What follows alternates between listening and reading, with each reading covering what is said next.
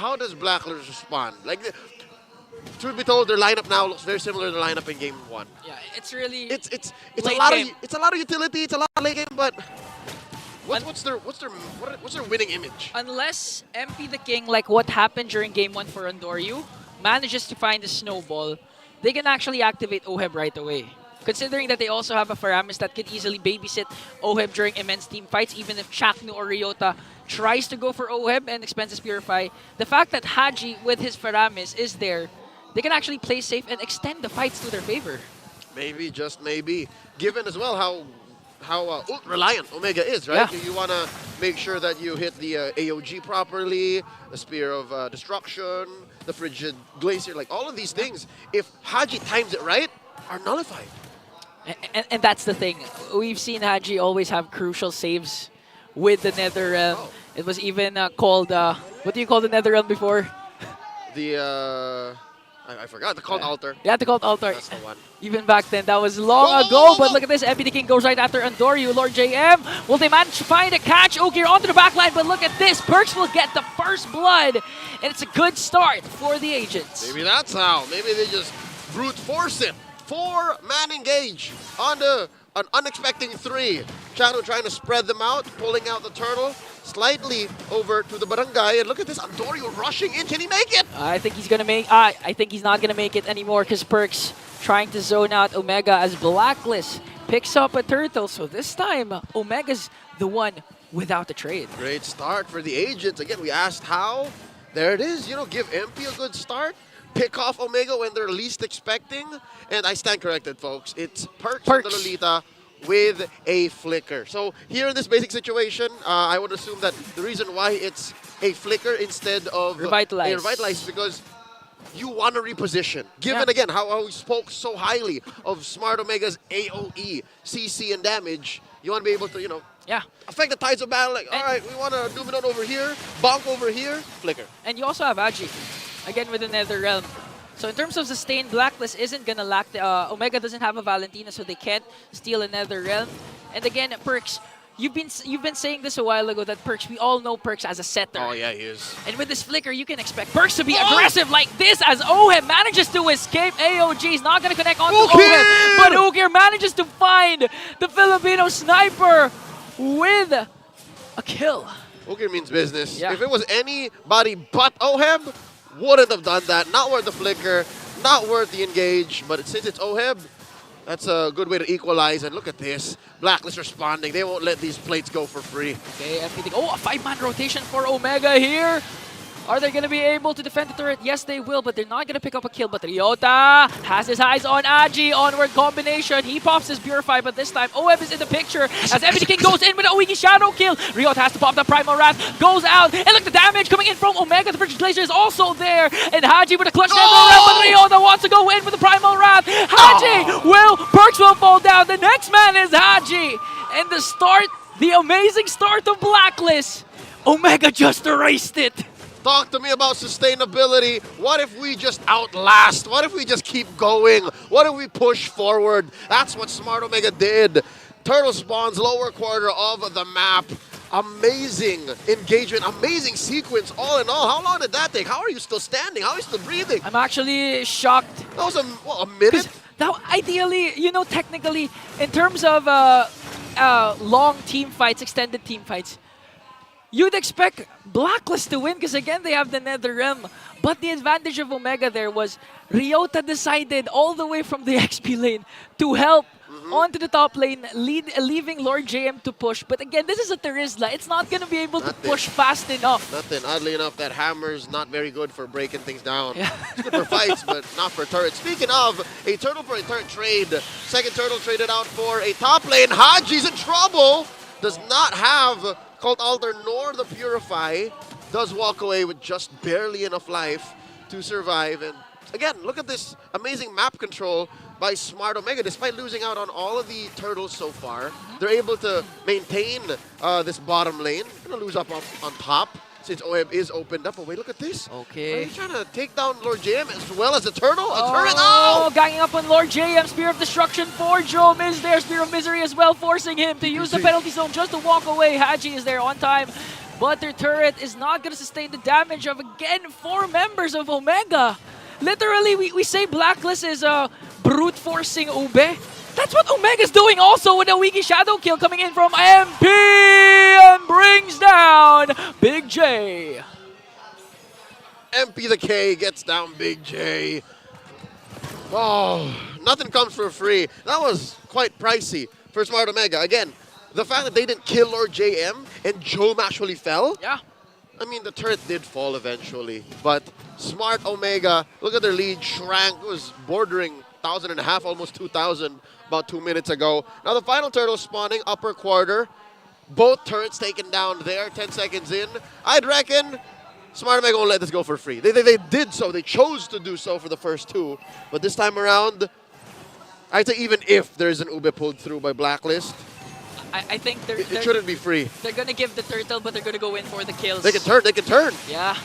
Look at this, Andoryu surveying the scene. AOG's gonna be not gonna connect onto anyone, but Andoryu manages to get the turtle! And look at Perks with the flicker! Numinum Blast connecting onto 4 as Oheb goes in with the damages. Ryota's gonna fall down. MP on the other hand, nothing comes for free. A 1-for-1 trade. Spear of Destruction from Big J! Look at this! Perks has to walk away! Oh, Haji is the only member left! He walks away! But at what cost?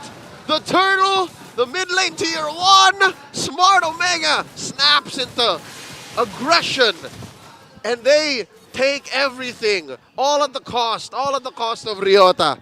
Oh my lord, ever since the new general is on fire, the Ryota army is going wild worldwide. Imagine your first death resulted to 4 counter kills for Omega. Check it out. Perks with an amazing Numenon Blast. Again, I don't think there's any other way that could have gone better for them. But here, I think this is a major turning point.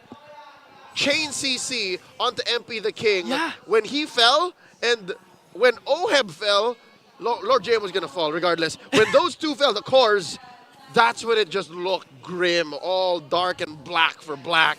And then the 4-for-1, you mentioned it. Amazing. What happened was after MP the King picked off Ryota, Chakra used the taunt onto Andoryu. That's why the chain CC is there. Lord JM walks in with the penalty zone, but the Frigid Glacier are coming in from Oki. It's just too much for them to handle. Andoryu onto the backline. He's going to go in, but he's not going to continue. Oh! No AOG connecting onto 3. And Jay just cleaning up the mess that Omega made. And again, Haji is the only one left. Oh, he's got mad case of survivor's guilt. He's just the only one walking away. He does have a Purify, and he's going to try to waste Smart Omega's time.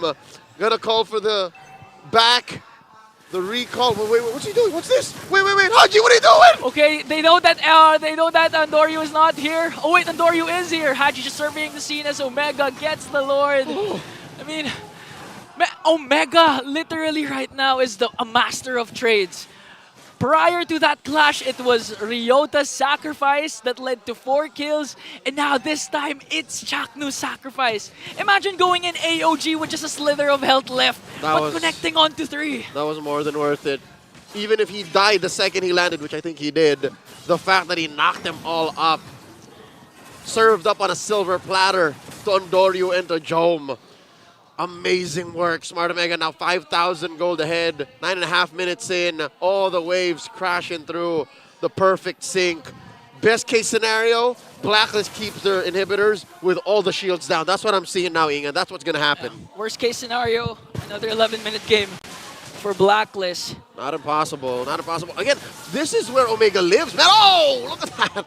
Oh, this is where Omega lives. The fact that Blacklist, I don't know what the last item check showed, but I'm pretty sure not everyone's rocking the magic damage they need! Oh, Chaknu goes in with the AOG, but a counterattack coming in from Lord JM. Perks charging into Numinum Blast, connecting onto her! But is it going to be enough, though? The damage is there, but the Ryota soaking every single thing as the Primal Wrath will be casted. He's going to fall down in the hands of the Filipino Sniper as 2 members of Omega will fall down.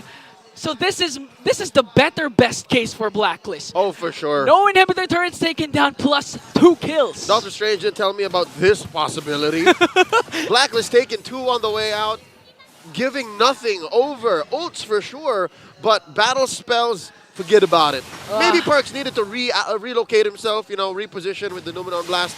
But for 2 kills and to protect your own inhibitors, by all means, this keeps Omega's lead down to 5,000. Look at the gold situation here, 5,000. Almost 2K for nothing. Joe. They don't care. They again, brute force seems to be a key word here. They brute force their way towards the situation. Not a single magic item. Yeah, and now OHEB picks up a DHS.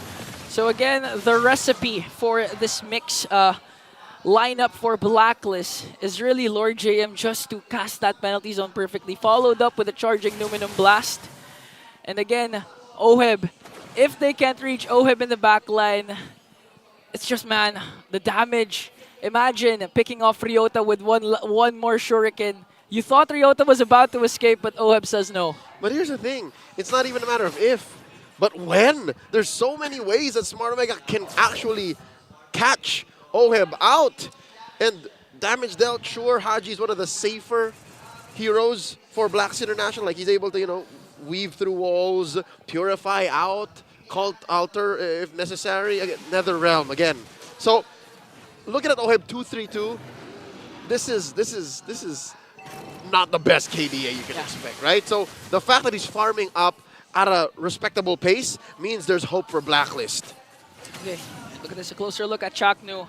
67% win rate. 66.66. To be exact. Correct. 2 wins out of 3. Very healthy. Averages about 9.67 assists per game with 25,000 damage dealt and about times 4.2 out of that damage taken. So this is a very, very sustainable, very shock-inducing gatot. So shock and awe. Okay, so looking at the top lane, hefty minions for Omega onto the top, but look at this! Defensive AOG for Chaknu. Is this a go signal for the agents? Whoa! Knock up Ryota! Ryota! The new army, but Perks counter attack with a Numenon Blast as MP!